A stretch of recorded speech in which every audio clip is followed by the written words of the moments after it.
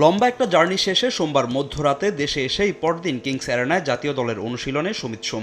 এই প্রথম অনুশীলনের শুরুর দিন থেকেই লাল সবুজদের সঙ্গে সমিত।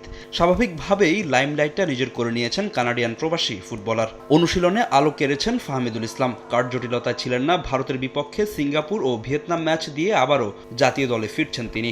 চোট কাটিয়ে লম্বা সময় পর জাতীয় দলের অনুশীলনে বিশ্বনাথ ঘোষ। কিংস অ্যারেনায় অনুশীলনে ছিলেন ডাক পাওয়া 28 সদস্যের সবাই। 22 মার্চ ভিয়েতনামে দলের সঙ্গে যুক্ত হবেন হামজা চৌধুরী। 26 মার্চ বছরের প্রথম ম্যাচে ভিয়েতনামের বিপক্ষে মাঠে নামবে লাল সবুজরা। এর 5 দিন পর এশিয়ান কাপ বাছাইয়ে বাংলাদেশ দলের সিঙ্গাপুর পরীক্ষা। হোমে জয় না পেলেও অ্যাওয়েতে জয় তুলে নিয়ে বাংলাদেশের সমর্থকদের ঈদের উপহার দিতে চান শেখ মোরসালিন। ফ্যামিলির সাথে কেউ ঈদ করতে পারছি না, তো at the end of the day আমাদের চেষ্টা থাকবে যেন আমরা ভালো একটা রেজাল্ট করতে পারি। এই আসন্ন দুটি ম্যাচে আমরা দেশের মানুষকে উপহার দিতে চাই, জয় উপহার দিতে চাই, এটা আমাদের আশা থাকবে। সিঙ্গাপুরের থেকে ভিয়েতনাম আরও স্ট্রং, সো দুটা স্ট্রং টিমের এগেনস্টে খেলাটা আমাদের জন্য ভালো হবে। এবং যেহেতু লাস্ট ম্যাচ এশিয়ান কাপের, সো আমরা সবার ভিতর একটা ডিটারমাইন্ড আছে যে উইন দিয়ে শেষ করতে চাই ইনশাআল্লাহ।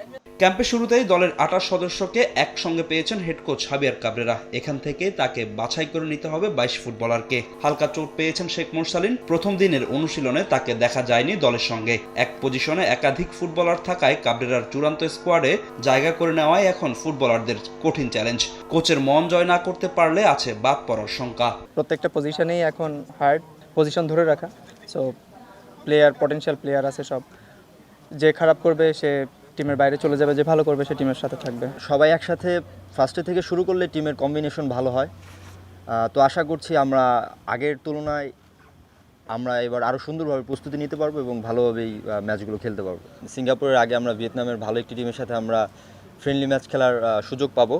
তো এটা আমাদের সিঙ্গাপুরের ম্যাচে খেলার আগে একটা বাড়তি একটা অনুপ্রেরণা, বা সবাই নিজেকে ভালোভাবে আরও ঝালিয়ে নিতে পারবে। সিঙ্গাপুরকে হারিয়ে পয়েন্ট টেবিলের 2 থেকে এশিয়ান কাপের বাছাই শেষ করতে চায় বাংলাদেশ। সেই লক্ষ্যে দেশের মাটিতে কঠোর অনুশীলনে জায়ান জামাল ফাহিমরা।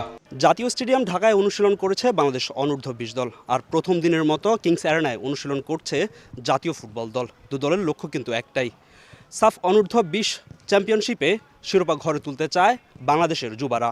আর ভিয়েতনাম ও সিঙ্গাপুরের বিপক্ষে জয় তুলে নিতে চায় হামজা, সমিত, ফাহমিদুলরা।